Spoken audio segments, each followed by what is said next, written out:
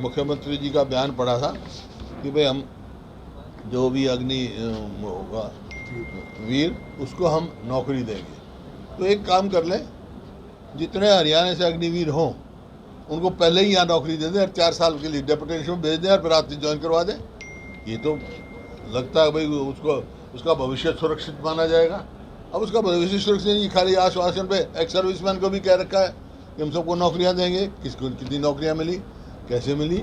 Tax पे tax, कीमत पे कीमत, गरीब आदमी का, मध्यवर्ग का जो है जीवन दुर्लभ कर रखा है। अब तो स्थिति आने वाली है, जीने पर भी टैक्स, मरने पर भी टैक्स, सांस लेने पर भी टैक्स, सोने पे भी टैक्स, जागने पे भी टैक्स लगेगा। तेरे मतलब दुर्लभ कर देंगे तेरा जीना। हरियाणा के पूर्व मुख्यमंत्री भूपेंद्र सिंह हुड्डा ने केंद्र सरकार द्वारा लाई गई अग्निपथ योजना को लेकर सरकार के खिलाफ ऐलान कर दिया है कि सरकार योजना को वापस ले, क्योंकि ये योजना अग्निवीरों के लिए ठीक नहीं है। इस योजना से देश को नुकसान होगा। उन्होंने मीडिया से रूबरू होते हुए 27 जून को धरना प्रदर्शन करने का आह्वान किया। अग्निपथ योजना के साथ साथ भूपेंद्र हुड्डा ने निकाय चुनाव, सरकारी एजेंसियों और महंगाई के मुद्दे पर भी तंज कसा। क्या कुछ कहा उन्होंने, वो आप भी सुनिए। तो जो 27 तारीख को आने वाली 27 तारीख है, उस दिन कांग्रेस पार्टी यहाँ रोहतक में, वैसे सारे उसमें है असेंबली क्षेत्र में, जिलों पर रोहतक में धरने पे बैठेगी 10 से लेकर 1 बजे तक। और उस धरने में मैं भी शामिल होऊंगा और यहाँ के सभी साथी वहाँ शामिल होंगे। चारों हल्कों का धरना होगा। मुख्य रूप से मुख्य मुद्दा जो है, जो आपका अग्नि जो पथ है उसके विरोध में है। ये जो अग्निपथ है या अग्निवीर जो भर्ती करने का जो सरकार का वो है, ये ना तो ही देश के हित में है, ना ही सेना के हित में है, ना ही जो भर्ती होने वाले उनके हित में है।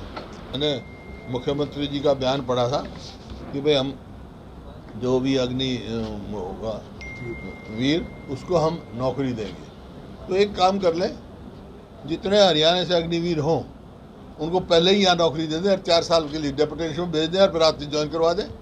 ये तो लगता है भाई उसका भविष्य सुरक्षित माना जाएगा।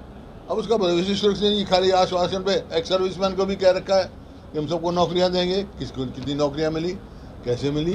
तो ये, और जब रिजर्वेशन फिक्स्ड है उस रिजर्वेशन ज़्यादा आप दे नहीं सकते।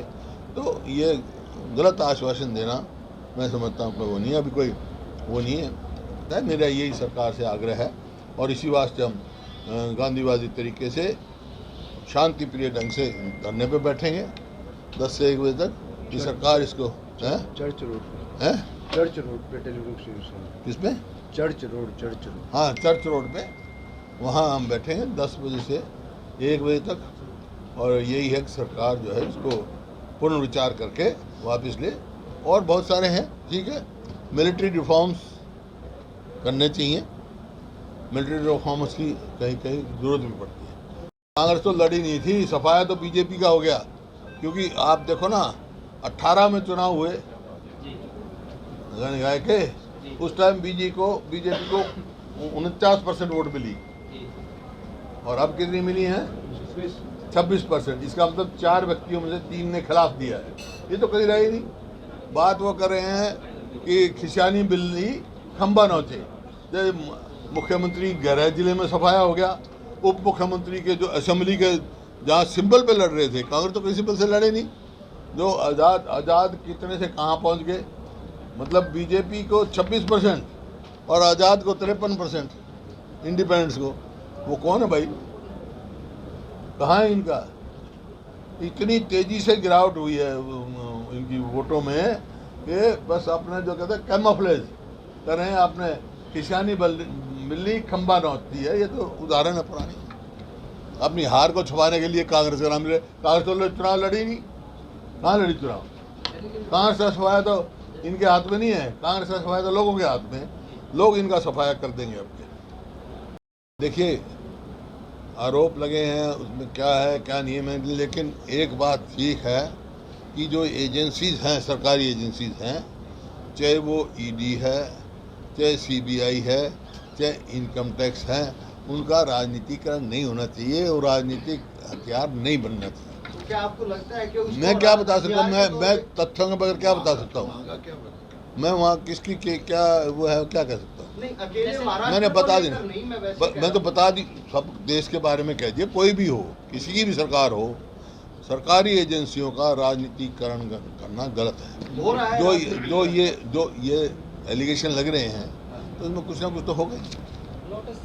तो सरकार का काम ही है टैक्स पे टैक्स, कीमत पे कीमत, गरीब आदमी का, मध्यवर्गीय का जो है जीवन दुर्लभ कर रखा है। अब तो स्थिति आने वाली है, जीने पर भी टैक्स, मरने पर भी टैक्स, सांस लेने पर भी टैक्स, सोने पे भी टैक्स, जागने पे भी टैक्स लगेगा। तेरे मतलब दुर्लभ कर देंगे तेरा जीना। ये गवर्नमेंट कर जाएगी ये काम सर? करने लग रही है और क्यों कर रहेगी? अरे 500% पीने का पानी, गरीब आदमी पीने का पानी बढ़ाता, उसको 500% बढ़ा रहे हैं। खेती के पानी को बढ़ा रहे हैं, उसको किसान को पूरे वाजिब कीमत तो दे नहीं रहे, गरीब आदमी को मतलब वो पूरा वो नहीं मिल रहा। एक भी जो हमने 3 लाख से ज़्यादा 3,80,000 जो प्लॉट दिए थे 100 गज के, इन्होंने एक आदमी को 100 गज का प्लॉट नहीं दिया, ना गरीब के ना किसी के। तो साफ दिख रहा है। बाकी तेरे को कहीं सस्ती मिलती है मार्केट में तो भाई खा रियायत मिलती है तो पता नहीं, महंगाई तेरे पर असर नहीं करती है तो मेरे को पता नहीं। भूपेंद्र सिंह हुड्डा ने केंद्र सरकार को सरकारी एजेंसियों के राजनीतिकरण न करने की सलाह दी है। उनका कहना है कि सीबीआई, इनकम टैक्स जैसी सरकारी एजेंसियों को हथियार के तौर पर इस्तेमाल नहीं किया जाना चाहिए। भूपेंद्र सिंह हुड्डा आज रोहतक स्थित अपने निवास स्थान पर प्रेस वार्ता में बोल रहे थे।